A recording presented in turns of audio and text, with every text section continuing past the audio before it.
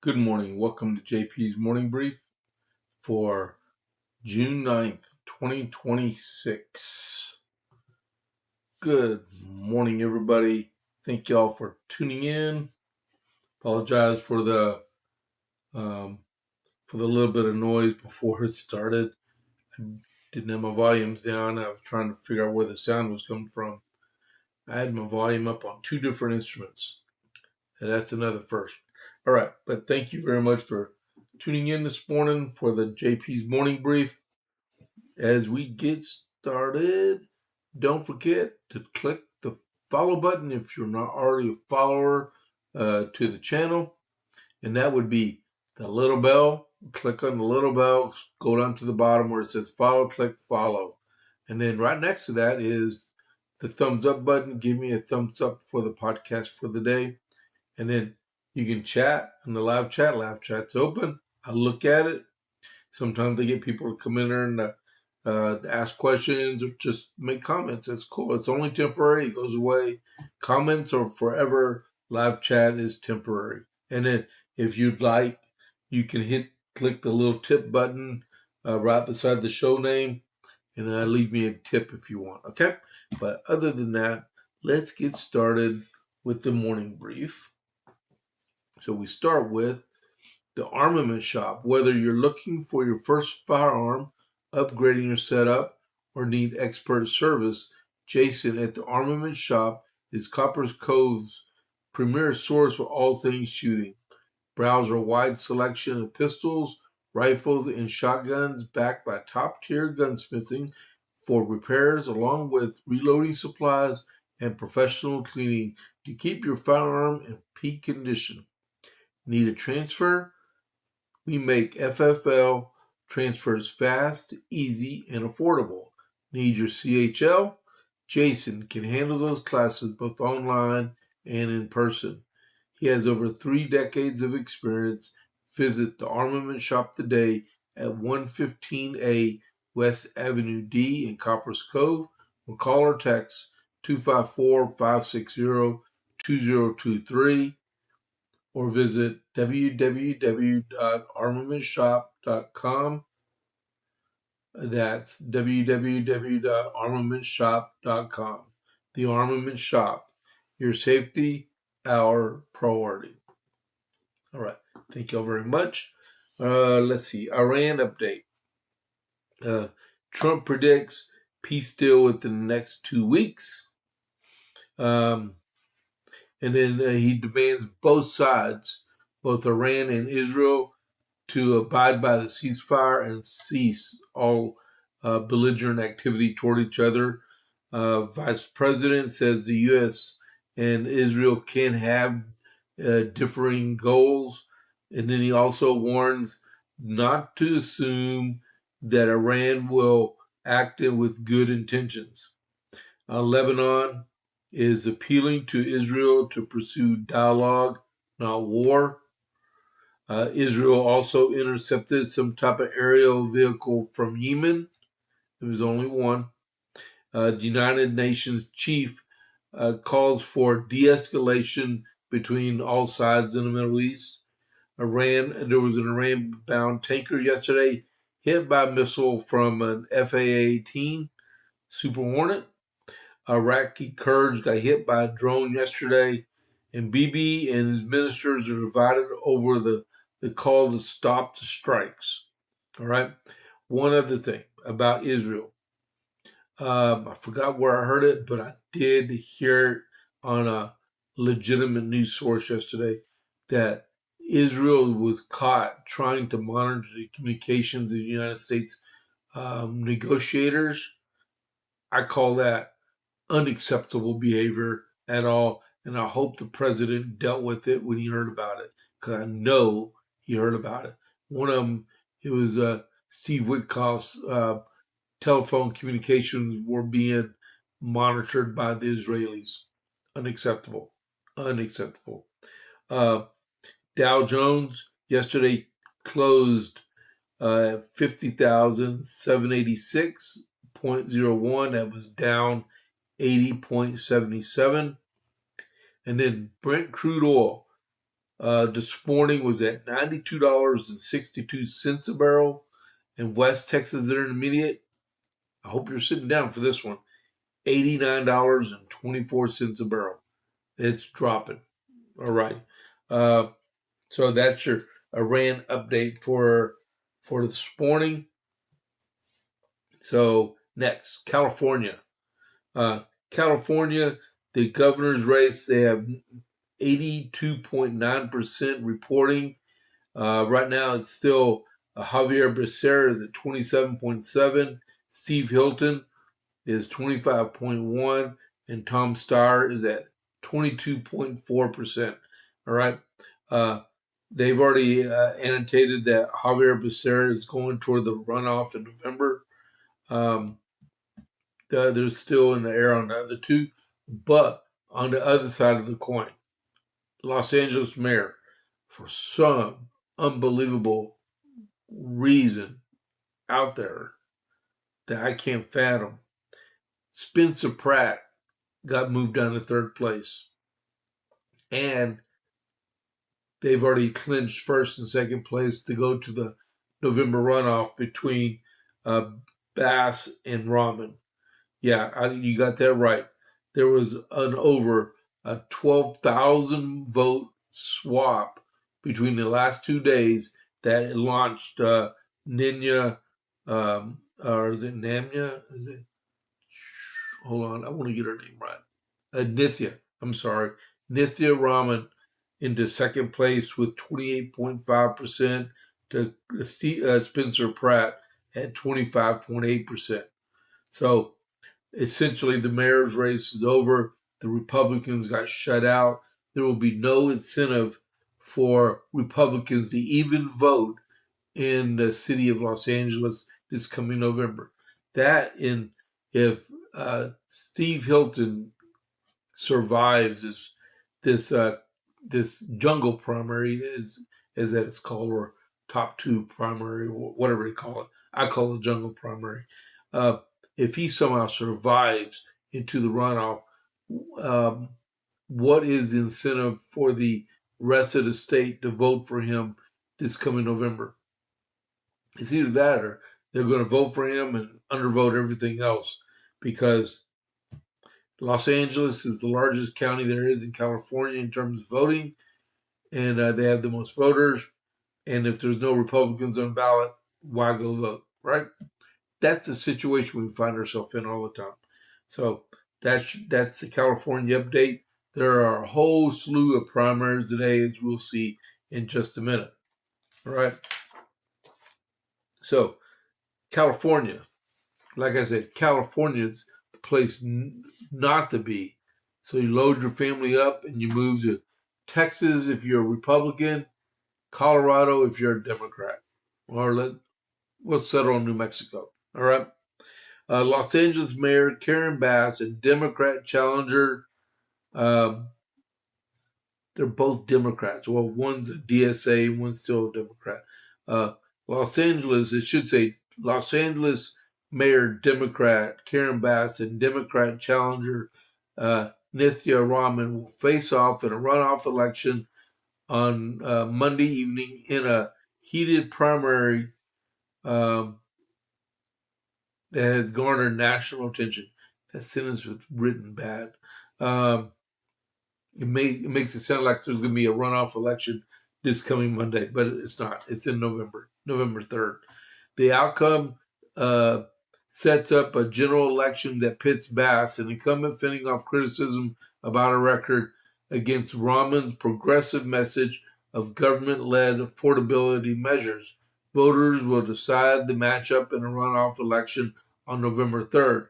Raman, a member of the Los Angeles City Council and Democrat Socialists of America, has served as chair of the Housing and Homeless Committee since 2023. She's also been dubbed as a Mamdani-style socialist, referring to far-left New York City Mayor Zohran Mamdani.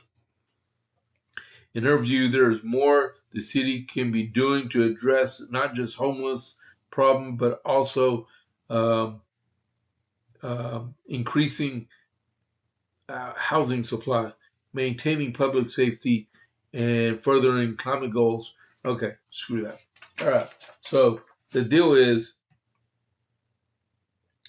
that Republicans got screwed once again. There's got to be a way to get rid of this jungle primary. This is not fair, not one bit at all. This is voter suppression. Like I was just saying, this is voter suppression. There is no way a legitimate Republicans going to get out there and vote for a whole slew of Democrats across the slate when they're Republican. I mean, this is ridiculous. Our country is falling apart, and we're just letting it fall apart. You need to hope and pray that the Supreme Court does a death knell to the mail-in balloting when it hopefully it's released a day after tomorrow. I was looking at the date. We'll see. We'll see. There's a pending Supreme Court case out there about mail-in ballots continuing to flow in to an election center after Election Day. All right, next. 76% of Ohio voters want photo ID in the Constitution. This came from the Federalist. The Ohio State has done what the Republican-controlled U.S. Senate has failed to do: pass photo ID legislation. Ohio voters could decide in November whether they want to enshrine its photo ID into the state constitution. A new poll suggests that voter verification protection is very popular in the Buckeye State, as it is throughout the rest of the country. Last week, Ohio's Republican-controlled state Senate easily passed 22-9 a joint resolution that would send a constitutional amendment ballot question to voters. Every Democrat voted against the measure because they want to allow as many ineligible and illegal alien voters as possible to vote. All right. So it says the resolution is now moving to the U.S. House, to the GOP-led House, where it must pass with a 3/5 majority. Republicans have the vote, but some conservatives want to see photo ID for absentee ballots enshrined in the Constitution as well. That will likely have to be a battle for another day. Pass what you got first, then move to the next battle after that. Baby steps, dude. Baby steps. All right. But I don't know if we have that already in Texas. I know we have photo ID on the, it's a law, but I don't know if it's in the Constitution of Texas. If you're curious, the Texas Constitution version is the one from 1876. If you want to look it up. All right, next. Back to California. California U.S. Attorney accuses California of blocking voter roll audit.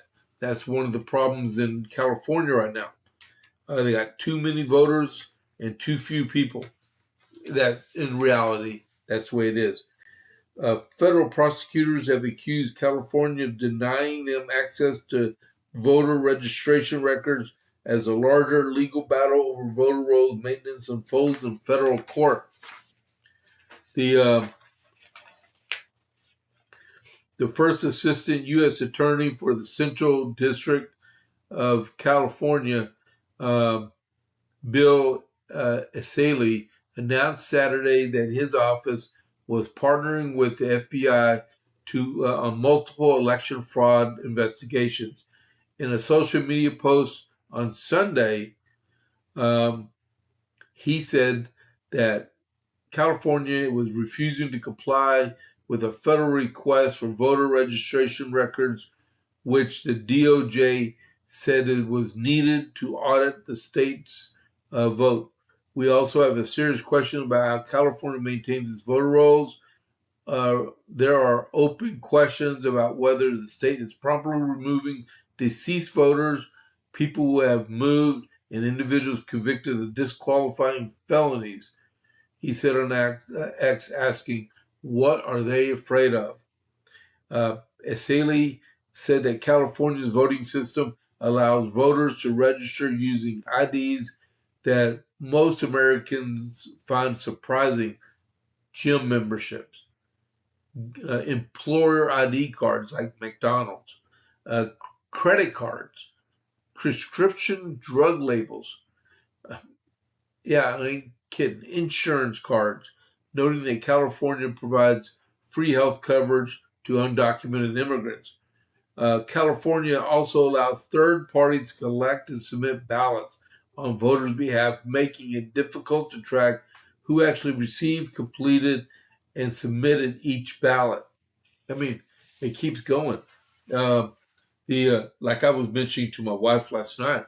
Uh, what would you say if you were registered in one place and you moved to a different address, and that address is in an area where it's super safe Democrat, right? But the place where you actually registered actually needed a Democrat to vote there, so you never moved your actual registration. What would keep you from voting illegally, right? I need to stop using my hands. That's one of the questions. I mean, but they're talking like 800,000 people need to be purged off voting lists in California due to them not eligible to being on the voters, like lack of oxygen, committing a felony, stuff like that, right? Moving to a different district or a state or a country, right? Uh, Oyster Boy. Oyster Boy, uh, he's got more serious problems on his hands. Well, the problem is that Oyster Boy, I'm talking about Graham Plattner, if you didn't know, they say he's easily going to win the primary in Maine this afternoon or this evening.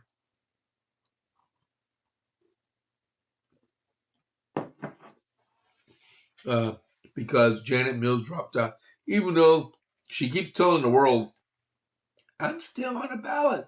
Well, lady, if you're still on the ballot, you should be campaigning. Okay? Uh, Democrat Senate candidate Graham Plattner claimed that he has been able to make a living on the sea. And I bet he's seen mermaids too. Since leaving the armed forces during a Friday rally, an assertion his financial disclosures don't appear to support. Plattner, who is running for the Senate in Maine to unseat GOP Senator Susan Collins, has long identified himself as an oyster farmer and harbor master, or as I call oyster boy, uh, giving a blue collar tinge on his left wing campaign. Financial disclosures, however, show that he brings in a relatively little money from his oyster farming, with reports suggesting that Plattner receives the majority of his income through veterans' disability payments. I don't have a problem with that, okay, since I'm 100% disabled. But it's only $4,100 a month. My health care gives me freedom, Plattner said in a June 5th rally. It gives me the freedom to take risks, to start a business, and to sink my intellect and my physicality into mastering the skills necessary to make a living on the sea. Plattner's comments drew the ire on social media, with many questioning the Senate hopeful's claim to worker class identity.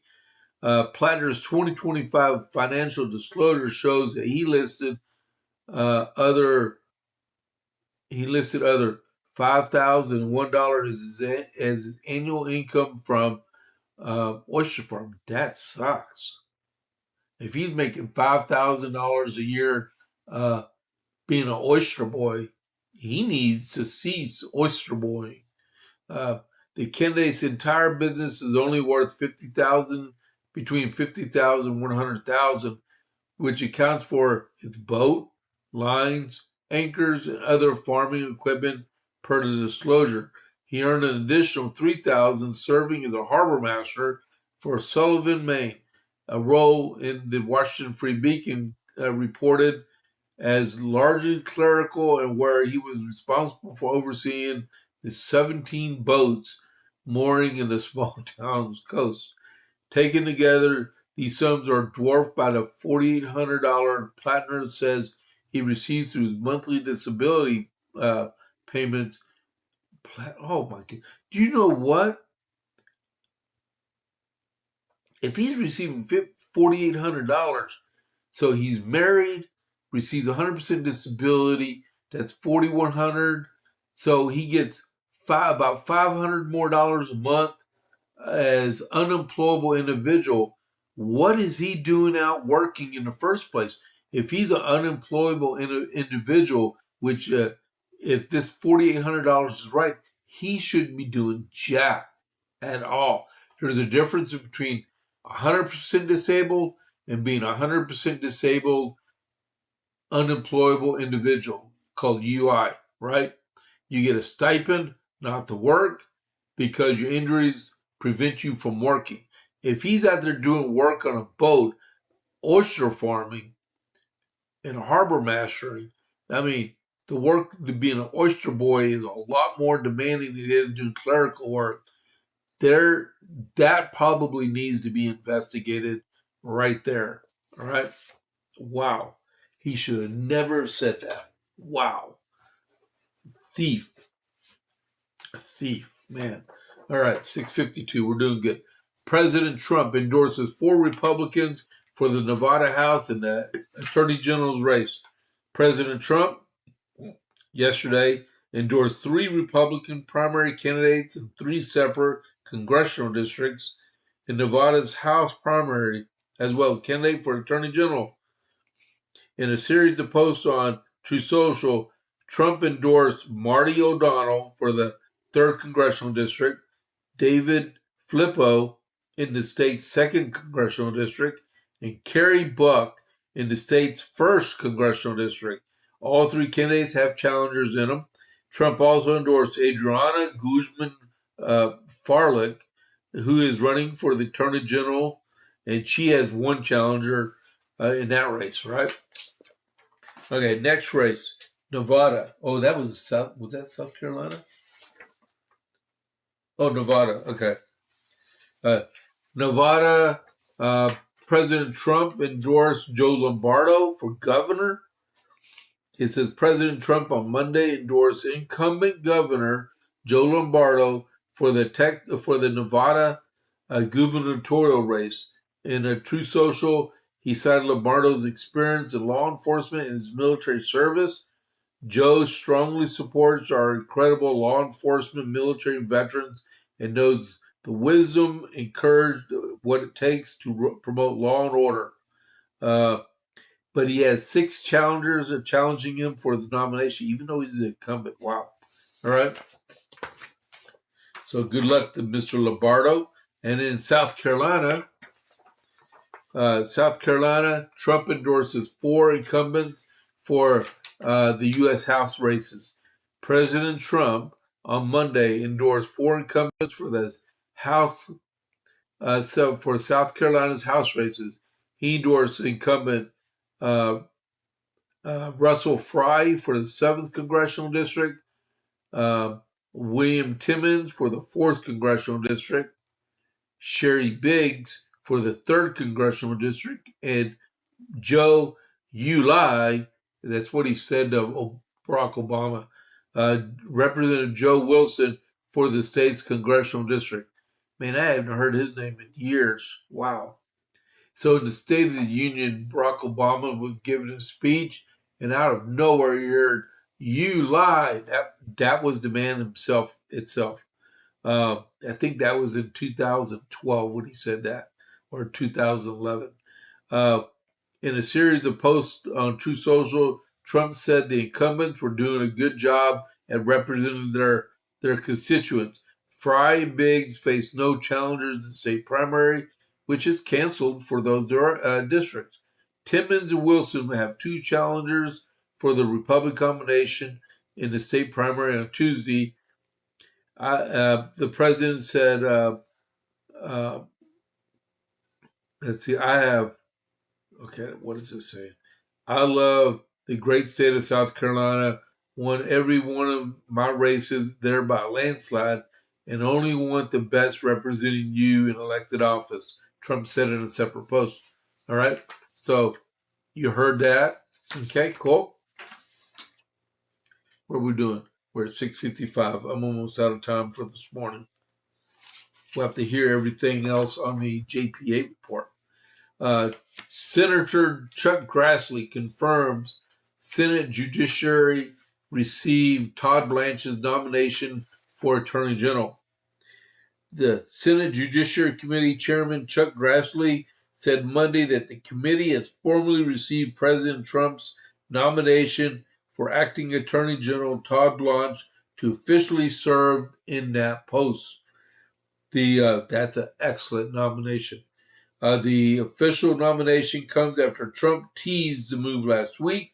Former Attorney General Pam Bondi stepped down from her post in March, and Trump immediately moved Blanche, who was the Deputy Attorney General, into the role in that acting capacity. Grassley said that the Senate committee is already working to process the nomination and express support for Blanche. And, quote, maintaining the Department of Justice's ability to protect Americans from crime and hold criminals accountable is essential for the safety of American families, Grassley said in a statement. I've worked well with the acting Attorney General Blanche for more than a year and appreciate his commitment to transparency and support for law enforcement.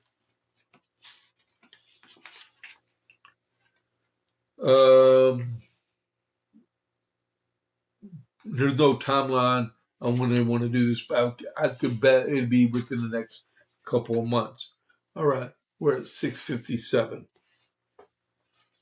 Quickly, I'll give you another headline. Tom Homan, he's the ICE czar, is saying they're preparing for a large deployment of ICE inside New York City.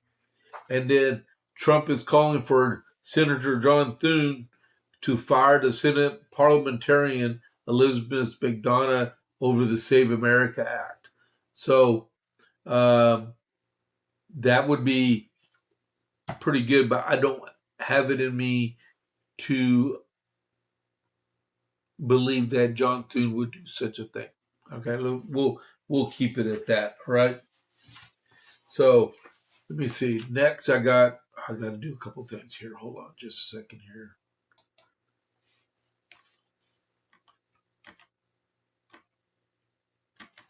I got to get ready for the raid, which is going to happen in a couple minutes. Oh, come on. Get over here. Copy.